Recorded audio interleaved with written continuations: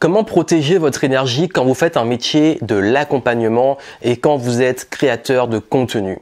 Si vous êtes dans un métier de type psychologue, thérapeute, coach, consultant, formateur, freelance, ou alors que vous créez du contenu, vous êtes exposé, vous touchez une audience, vous comprenez les enjeux de protéger votre énergie.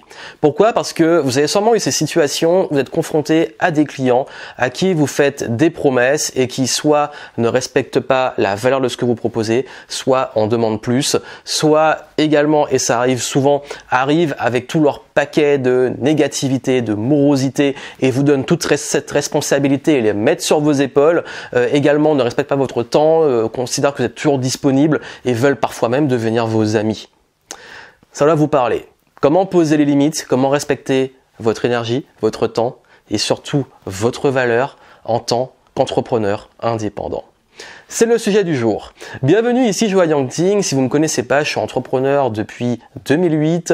Et justement, quand j'ai commencé ma première activité, j'étais à la fois consultant et freelance. Et moi aussi, j'ai connu ce grand classique où on échange vos compétences et votre valeur contre de la visibilité. Ces entreprises ou personnes qui vous disent, et le deal c'est « Ok, travaille gratuitement pour moi et je te donnerai de la visibilité ». Et puis souvent d'ailleurs, ça ne sert absolument à rien, vous devez le connaître. Mais également, j'ai fait aussi pendant une période du coaching, j'ai accompagné des personnes et c'est vrai que ça se passait très bien avec beaucoup de clients, mais il y en avait qui me racontaient toutes les choses négatives de leur vie, parfois de l'intime, qui n'étaient même pas liées à la thématique sur laquelle on devait travailler. En tant aujourd'hui que créateur de contenu, ça fait des années que je fais ça, des vidéos, des podcasts, des contenus sur le web, bah oui, je reçois souvent des messages de personnes qui me connaissent mieux que moi je les connais parce que je suis visible sur les réseaux et moi qui n'aime pas l'intrusion, étant plutôt introverti et en pâte, parfois bah, je peux me sentir pas agressé mais presque et c'est pas agréable et du coup j'ai du mal à mettre parfois aussi et j'ai eu beaucoup de mal à mettre des distances et à des situations que je comprenais pas. Donc toutes ces problématiques je les connais et je pense que si vous les vivez, il va être important de vous donner des clés pour vous protéger parce que vous aimiez vos clients et ayez envie de les aider, c'est très important et je vous souhaite ça quand même. Ou si aujourd'hui vous en avez marre de vos clients à cause de ça, il va falloir vous reconnecter sur la bonne clientèle. Vraiment, soyez extrêmement attentifs. Les conseils que je vais vous donner vont changer radicalement votre perception de la relation client et surtout vous aider à garder une bonne énergie parce que la vitalité c'est essentiel. Vous êtes lancé par envie d'aider les autres, par passion de ce que vous faites et il est important de garder cette énergie pour pouvoir aider un maximum de personnes mais aussi vous aidez vous. Parce que c'est important que vous soyez bien à votre meilleur niveau d'énergie avec une bonne santé physique, mentale et spirituelle. Avant de commencer, un petit rappel, je viens de lancer mon nouveau programme Vitality dans lequel je vous donne des clés pour développer, élever, maintenir et protéger votre énergie. Et sur les 3 niveaux, sur le plan personnel, à travers si vous avez beaucoup de charge mentale, de prise de tête, de crise existentielle, de pensées envahissantes, comment réussir à gérer ça, comment calmer le mental, vous apaiser. Également, comment gérer les relations avec les autres personnes, avec l'environnement. Si vous avez tendance à vous faire tirer vers le bas par un environnement morose ou si beaucoup de personnes vous vampirisent facilement, vous avez du mal à poser vos limites, etc. Je vous aide dans ce sens. Et dans le contexte professionnel, qui est le gros sujet du jour, comment réussir à poser vos limites avec, ça soit pour les salariés, avec vos collègues et vos patrons ou supérieurs qui peuvent avoir un comportement toxique, comment vous affirmer face à ça. Et pour les entrepreneurs, comment gérer l'énergie face aux clients, face à une audience, etc. Bref, je vous donne plein de clés pour vous aider justement à élever votre niveau d'énergie et surtout à apprendre à vous protéger parce que c'est très important. L'énergie, est-ce que vous avez de plus précieux? Quand on n'a pas d'énergie, on n'a pas ni envie d'avancer, de progresser, on n'est pas bien, le temps n'est pas bien occupé. Et puis nous voulons tous être heureux. Et pour être heureux, il faut avoir cette vitalité, cet enthousiasme, cette flamme si essentielle. Ça vous parle? Allez voir en descriptif et si ça vous intéresse vraiment, rejoignez Vitality que je viens de lancer. Vous êtes nombreux à l'avoir rejoint, merci à vous. Et si vous voyez à temps, et je vous le souhaite, vous pouvez profiter des bonus et cadeaux pour le lancement. Voilà, parenthèse fermée et on va revenir sur notre sujet. C'est vraiment un sujet qui me tient à cœur parce que lors de mes derniers événements et j'ai aussi échangé avec beaucoup de clients, il y en a beaucoup qui sont fatigués parce que ils sont face à des personnes qui se plaignent tout le temps, ne respectent pas la valeur, considèrent qu'on est toujours disponible au moment qu'on a payé, sont d'ailleurs très intrusives et puis veulent même devenir amis, et puis parfois on rentre dans des dramas qui n'ont pas lieu dans le contexte professionnel. Et je sais qu'il y a même des clients à moi qui m'ont dit « Écoute, aujourd'hui j'en ai marre de mes clients, j'ai envie de changer de clientèle ». C'est un vrai sujet. Je crois que l'une des plus grandes erreurs que font énormément d'entrepreneurs et indépendants dans les métiers de l'accompagnement, c'est la position du sauveur. Quand on fait ça, on a envie, il faut être honnête, de changer le monde, de changer les autres, d'avoir un vrai impact sur nos clients. Et qu'est-ce qui se passe? On se dit, je vais sauver mes clients, je vais les sauver de leur négativité, je vais les sauver de leurs blessures, je vais les sauver de leurs difficultés, je vais les sauver de leurs blocages, je vais les sauver, je vais les tirer vers le haut et je vais vraiment faire en sorte que mes clients réussissent. Mais est-ce que ça vous appartient vraiment? Combien de fois vous avez donné le meilleur à des personnes, à des clients, et vous avez vu que ça a servi à rien? Combien de fois vous avez aidé des personnes, ils ont passé des caps, ils ont levé des blocages, ils ont réussi à passer à un autre niveau, ils ont eu des super résultats, mais jamais ils vous ont remercié? Bon, on s'en fout, c'est la gratitude, on ne peut pas toujours l'attendre, mais surtout, et ça c'est le plus frustrant, ils se retournent carrément contre vous et vous tiennent responsable de choses dont vous n'êtes pas responsable et se rendent même pas compte de l'évolution qu'ils ont fait. Ça arrive. Et cette position du sauveur, c'est un gros piège. Parce qu'à chaque fois que vous vous dites « Ok, j'ai envie de sauver les gens », vous vous mettez des promesses, des enjeux sur lesquels vous n'avez pas de pouvoir. C'est un gros piège parce que dès que vous considérez que vous voulez sauver des personnes et changer le monde, vous vous mettez des ambitions, des promesses et des enjeux que vous ne contrôlez pas. Vous ne contrôlez pas ce que vont faire les autres de vos conseils. Vous pouvez donner le meilleur et malgré ça, ça ne change pas parce qu'il y a une responsabilité. Vous, des moyens et promesses que vous donnez, mais surtout du client, de ce qu'il met en pratique et de sa vie, et de tout ce qui passe à travers sa tête et des choix qu'il va faire. Vous ne pouvez pas prendre des décisions à la place d'autres, surtout juste même la décision d'être sauvé. Parce que oui, il y a des personnes qui ne veulent juste pas être sauvées. Et vous allez vous fatiguer, vous épuiser et même devenir aigri avec ça. Il est donc essentiel de mettre des limites sur vos promesses, vos engagements et surtout sur quoi vous travaillez dans votre pratique. Oui, un psychologue, il peut aider un client à aller mieux, mais il contrôle pas ce qui va se passer après dans sa vie et les décisions qu'il va prendre. Oui, un coach peut aider quelqu'un à atteindre un résultat, à changer, à se transformer, mais il va pas tout contrôler. Un consultant, moi je peux donner les meilleurs conseils du monde. Après, est-ce que la personne va le mettre en pratique? Même comme j'aide, je peux pas contrôler tout ce qu'elle va faire. En fait, vous accompagnez. Quand on accompagne quelqu'un, on ne peut pas faire à sa place, on ne peut pas prendre des décisions à sa place, on ne peut pas être dans sa tête. Donc, il est important de mettre vos limites. Je peux vous donner un exemple classique. Ça fait plusieurs mois que je travaille avec mon kiné suite aux soucis dont j'ai beaucoup parlé récemment. Donc, je me suis remis en forme, renforcement musculaire, reprise. En fait, j'ai tout perdu suite à un souci, un accident. Et ce qui fait que j'ai travaillé pendant plusieurs semaines, plusieurs mois à fond. Et qu'est-ce qui se passe? Le kiné donne le meilleur. Après, c'est à moi de faire des exercices. C'est à moi d'avoir une bonne hygiène de vie derrière. Mais qu'est-ce qui s'est passé récemment? J'ai fait un foot avec des amis et je me suis blessé. Et voilà, bon, ça fait partie de la vie et du sport. Est-ce que c'est la faute du kiné si je me suis blessé? Est-ce que je vais aller lui dire, voilà, ça fait X semaines qu'on bosse, moi je suis allé faire en foot et c'est pas normal que je me blesse? C'est pas sa responsabilité. Et je vais pas lui attribuer cette responsabilité. Et il faut pas qu'il prenne cette responsabilité. C'est un exemple parmi d'autres. C'est que vous faites ce que vous avez à faire, mais une fois que votre intervention et votre promesse est finie, ce n'est plus de votre ressort. Vous donnez les moyens d'atteindre un résultat. Donc ça demande déjà, oui, d'être au clair sur votre valeur et ce que vous apportez et la promesse. Vous avez une promesse de moyens. Et d'ailleurs, c'est pour ça que je suis un petit peu mitigé sur le concept de promesse de résultat. Oui, on peut faire une garantie ou promettre des résultats et donner les meilleurs moyens et être sûr que la personne est mise en pratique. Et si ça marche pas, voilà, ok. Mais il y a tellement de choses et ça dépend tellement de la thématique, du domaine, de la promesse, des enjeux par rapport au résultat qu'il faut vraiment être très fin et être sûr que ce résultat dépend au maximum de ce que vous apportez comme moyen. Et c'est d'ailleurs pour ça que moi, je suis très transparent dans mes mentorats à plus haut niveau. Mes clients, ils captent que c'est leur responsabilité, ils captent plein de choses et on n'est pas sur des promesses de garantie, si t'as pas les résultats en X mois, machin, non, parce qu'en fait, ils savent que ça va être leur responsabilité et moi, j'ai mes responsabilités, on travaille ensemble, on collabore, je les aide et ça a une valeur.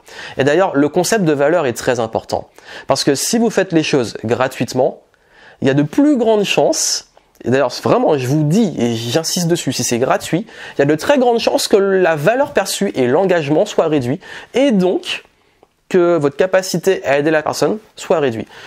Je fais ça depuis maintenant largement plus d'une décennie. Je vais vous dire une chose, j'ai déjà fait des tests sur les formations. Il y a des fois où j'ai offert des formations gratuitement à l'occasion de situations particulières, que ça soit les webinars, formations gratuites ou autres, le taux d'engagement est toujours le plus bas.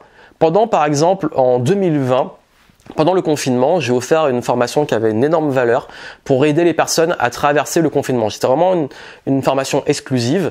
J'ai mis ça à disposition. J'ai eu des centaines de personnes qui l'ont rejoint. Je suis allé voir 3 mois après qui avait regardé. Franchement, 90% des gens n'avaient même pas dépassé la barre des 10% d'avoir consommé cette formation. Parce que c'était gratuit. Et plus on monte en prix, et j'ai des stats, vraiment, je vous dis, je fais ça depuis longtemps et je vois comment ça fonctionne. Moins c'est cher, moins l'engagement est fort. Et là où le taux d'engagement est le plus intense, les gens sont impliqués, ils vont au bout, ils suivent tous les modules et tout, ils mettent en pratique, ils ont des résultats, ce sont sur mes programmes les plus chers. Donc, il y a un moment, c'est une réalité, même moi je le sais. Quand j'achète un livre, et j'ai ce truc derrière moi, d'acheter beaucoup de livres et de les laisser de côté et de me dire bon c'est un livre, je vais le lire quand j'aurai envie de le lire. J'achète plus de livres que j'ai le temps d'en lire. Et qu'est-ce qui se passe? Comme un livre, généralement c'est pas cher et tout, je procrastine et tout. Par contre, quand je prends un programme qui est relativement cher et que je m'investis, là bizarrement je m'y mets à fond. C'est naturel, c'est humain. Même moi je fonctionne comme ça, je vais comprendre que les autres fonctionnent comme ça. Donc vraiment, je vais vous dire, si vous faites ce genre de métier, le gratuit contre la visibilité ou le gratuit contre des témoignages, bon, ça peut être bien pour démarrer 2-3 fois, mais au bout d'un moment, ça a ses limites. Parce que si vous voulez des vrais résultats, il faut que les gens aient investi et qu'il y ait une vraie valeur perçue. Et cette valeur, c'est une réalité dans le monde dans lequel on vit, c'est l'argent. Et quand les personnes vous payent, et plus ils vous payent, plus ils sont engagés. Donc il est important de vous respecter en termes de valeur. Et ça, j'insiste parce que j'en vois trop qui, quand ils viennent me voir, ils me disent mais je propose ça gratuitement, ou c'est pas trop cher, ou je fais une promo, et puis ils sont un peu frustrés de voir que leurs clients sont pas engagés. Mais en même temps, tu as vu le prix que tu donnes, c'est normal, ils sont pas engagés. Donc ça, c'est une notion sur laquelle il faut que vous soyez très ferme, et il faut vraiment respecter, fixer et clarifier votre valeur. Cette valeur, forcément, elle est liée à votre pratique. Donc, ça veut dire qu'il faut vraiment différencier votre pratique, ce que vous apportez de vous personnel. Parce que je crois que le moment où on peut perdre aussi beaucoup son énergie, c'est qu'on a le concept de ramener le travail à la maison. Ça veut dire c'est que si vous commencez à parler de vos clients ou de ce qui se passe dans le business tout le temps, et on peut en parler, mais quand c'est tout le temps dans votre cercle intime ou privé, là ça devient problématique. Et c'est déjà arrivé, je le sais, je connais des personnes qui à un moment étaient tellement mal avec leurs clients qu'ils en faisaient des cauchemars, ils en parlaient avec tout le temps, ils disaient mais là j'en peux plus, ces clients ils me bouffent parce qu'ils n'ont pas justement posé les limites et posé un cadre. Donc comme je vous ai dit, il y a quelle est votre responsabilité, soyez très au clair sur les limites de votre responsabilité et de vos engagements. Alors, il y a un point aussi qui a été beaucoup abordé, c'est la capacité aussi à se protéger de si un client par exemple se plaint beaucoup, est très morose, vous tient responsable des choses. Déjà, si vous avez posé vos responsabilités. Et d'ailleurs, si vous le pouvez, formalisez les choses. Formalisez avec le plus de détails possible vos contrats, vos devis, vos factures, vos engagements, soyez clairs parce que forcément, si vous donnez la main que vos clients prennent le bras, c'est que soit il y a un manque de clarté sur vos promesses, est-ce que vous promettez justement, soit oui, il y a un état d'esprit parce qu'il y a des personnes, à l'opposé du gratuit, quand ils payent, ils pensent que tout est dû. J'en vois parfois, il m'arrive sur des vols européens de prendre des compagnies genre EasyJet ou Ryanair ou Volotea ou je sais plus quoi là. Et du coup, ce qui se passe, c'est que c'est du low cost. Et je vois des personnes prendre ça. Ils payent le minimum, ils prennent pas les options, mais ils veulent avoir le super siège, ils veulent qu'on les serve tel type de repas et tout. Il y a un moment, reste ce que t'as payé et calme-toi, quoi. T'es pas en business sur une compagnie qui n'est pas low cost, justement. Même si j'avoue que maintenant, même des compagnies normales, entre guillemets, ont un service client low cost. C'est un autre sujet. Mais ce que je voulais vous dire, vraiment, c'est que vous avez des personnes comme ça, et on est dans un monde où j'avoue, c'est de pire en pire. C'est qu'il y a des personnes, et je le vois, hein, et j'en parle, et j'ai beaucoup de clients dans différentes industries, tout le monde le dit, même des médecins, des psychologues et tout me disent que maintenant, les gens ne respectent plus leurs engagements, ils sautent les rendez-vous, et après ils demandent à être remboursés ou à pas payer, alors que c'était réservé. Et souvent ils le font hein, juste avant au lieu de prévenir à l'avance. Il y a également le grand, et ça c'est le grand classique des personnes qui demandent que vous soyez tout le temps disponible pour vous appeler à n'importe quel moment, même le week-end, qui changent tout le temps d'avis aussi. Ça, ce sont des comportements, oui, qui sont pour le coup toxiques. Et je parle vraiment des comportements, on n'est pas à juger les personnes. Donc ces comportements toxiques, ils peuvent vous bouffer. Mais c'est à vous aussi, encore une fois, de poser des limites. De dire, bah, ok, je donne pas mes coordonnées et si vous voulez être disponible, voici le cadre des disponibilités. Voici le cadre de l'engagement. Voici également ce à quoi vous avez droit précisément. Le reste, ce qui sort de ça, bah, ce n'est pas un dû parce que vous avez payé.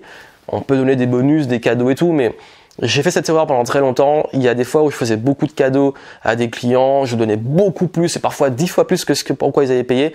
Et à la fin, en fait, ils s'en rendaient pas compte. Et moi, franchement, j'étais frustré parce que je me dis, mais arrête tout ce que tu as eu. Et tu te plains, et en fait on se rend compte qu'avec le recul, que c'est notre responsabilité, c'est que je fais tellement de cadeaux que pour eux ça devient un dû, on éduque les personnes. Donc comment vous éduquez vos clients aussi? Comment vous communiquez? Comment vous faites respecter votre temps? Donc c'est encore une fois à vous, vous n'allez pas être, on va dire, vous n'allez pas éviter à 100% ce genre de comportement, ça fait partie du game, mais par contre vous pouvez réduire l'impact que ça a sur vous en mettant du cadre, en posant vos limites et en étant au clair sur vos engagements et quel est le terme vraiment finalement du contrat. Vos clients ne sont pas vos amis. Je sais, parfois on a envie, on crée du lien, mais surtout quand on est dans un contexte, dans les métiers où il y a plus d'émotionnel et tout, bah là en fait il y a des clients qui peuvent s'attacher à vous voir justement comme un sauveur et tout. Donc il est essentiel de mettre des limites par rapport à ça et en fait la meilleure réponse à des clients qui considèrent que vous êtes leur ami ou qui commencent à vous demander d'aller boire des verres ou des choses comme ça, c'est toujours de garder un espace formel et professionnel. D'ailleurs, même moi, j'y arrive, j'ai des amis qui deviennent clients. Des amis qui deviennent clients. Et je sais que comme c'est des amis, je vais pas les traiter différemment et juste, ok, on est amis, mais quand c'est dans le cadre du travail, on est professionnel. Certains arrivent à le capter, d'autres un petit peu moins. Mais encore une fois, vous restez formel, posez vos limites et c'est à vous en fait de respectez ce cadre, c'est dans votre posture, dans les formalités, dans votre façon de communiquer que vous allez pouvoir éduquer à ça. Donc oui, on peut avoir des clients qui deviennent des amis, on contrôle pas ce qui est pas dans la vie, mais par contre, ne considérez pas que vos clients sont naturellement des amis et que quand c'est des amis qui deviennent clients, réussir à être au clair sur le cadre professionnel pour réussir à avoir une bonne entente qui soit claire. Les problèmes arrivent quand il y a un manque de clarté. C'est arrivé qu'il y a des personnes avec qui on crée un lien d'amitié et puis après on fait du business ensemble et les choses sont pas carrées et puis après ça crée une embrouille pour une incompréhension, le contrat était pas clair, etc. Donc formalisez les choses, mettez du cadre et croyez-moi, hein, comme on dit, si tu veux la paix, prépare la guerre, c'est pas pour rien parce que quand ça se passe bien tant mieux, quand ça se passe mal, quand il y a de l'amitié ou de l'affect qui rentre dedans, là les vrais problèmes arrivent. Vraiment, posez les choses, soyez au clair sur ce qui vous appartient et ne vous appartient pas. Soyez au clair sur quels sont vos engagements et sur quoi ce que vous ne contrôlez pas. Soyez au clair sur les moyens que vous donnez et ce que vous ne donnez pas. Soyez au clair sur les clients que vous ciblez et les clients que vous ne ciblez pas. Arrêtez d'écouter les mauvaises personnes qui respectent ni votre temps ni votre valeur, qui veulent plus que ce qu'ils ont payé, qui sont toujours dans l'exigence, qui sont toujours à se remettre en question les termes du contrat alors que ça a été signé. Vraiment, ces personnes-là, ce ne sont pas vos bons clients. Vos bons clients sont ceux qui respectent votre valeur. Ils peuvent être exigeants et s'il y a des feedbacks à vous le dire, ils vont vous le dire franchement et tant mieux. Mais par contre, ce sont des personnes qui font ce que vous donnez, qui respectent leurs engagements, vous le sentez de toute façon, vous le sentez qu'il y a un réel rapport de confiance. Ils vous font confiance, vous leur faites confiance et chacun tient ses engagements. L'engagement n'est pas que de la part de la personne qui vend, du vendeur, c'est aussi de la part du client. Ce sont les deux ensemble. L'idée du client est roi, moi je n'aime pas ça. Le client, il n'est pas roi et d'ailleurs un roi ne donne pas de réduction. Un client doit être respectueux, il paye, il a ce pourquoi il a payé, il peut être exigeant et c'est normal et tant mieux, mais par contre, il doit respecter les personnes en face de vous. Et c'est à vous aussi, en tant que vendeur, en tant que personne, en tant qu'entrepreneur, en tant qu'indépendant, en tant que celui qui apporte la valeur, de respecter cette valeur et de aussi délivrer cette valeur pour laquelle on vous a payé, tout en mettant du cadre, de la limite et en étant au clair sur vos engagements. Mais n'oubliez pas, il y a plein de choses qui vous appartiennent pas et avec le temps, vous allez vous habituer et prendre conscience de pas ramener tous ces paquets-là à la maison dans votre cercle intime et de garder vos distances avec certaines situations pour vraiment vous protéger aussi d'un point de vue énergétique. Donc, si ça peut vous intéresser, dans Vitality, j'ai un gros chapitre sur ça, sur comment poser ses limites. Je parle même de comment se protéger des réseaux sociaux. D'ailleurs, ça peut vous intéresser. J'ai fait aussi un autre contenu sur les réseaux sociaux. Je mettrai ça en descriptif, dans lequel je parle de comment se protéger des réseaux et comment gérer ça. Mais en tout cas, je pense que ces conseils vont déjà vous aider. Ça va faire une grosse différence. Et si vous les appliquez, vous allez voir qu'avec le temps, vous allez aussi vous affirmer, avoir une meilleure posture. Et n'oubliez pas que si vous voulez vraiment apporter un maximum de valeur et au maximum vos clients, ça demande de l'engagement, du respect de votre valeur, du cadre et surtout des promesses que vous pouvez tenir et qui sont extrêmement claires pour vous et vos clients. Donc si vraiment vous voulez être en meilleure capacité d'aider vos clients sans rentrer dans cette posture du sauveur, rappelez-vous de tout ce que je vous ai dit et surtout tenez vos engagements et donnez le meilleur en étant dans votre meilleure énergie et vitalité. Parce que c'est important d'avoir ce feu sacré, cette envie pour avoir un maximum d'impact et vraiment aider les gens. Je vous souhaite plein de succès, je vous dis à très bientôt, allez voir Vitality en descriptif et surtout, continuez à suivre les contenus, abonnez-vous, laissez des likes, des reviews, tout ce que vous voulez et dites-moi si ça vous parle en commentaire. Je vous souhaite plein de succès. Ciao.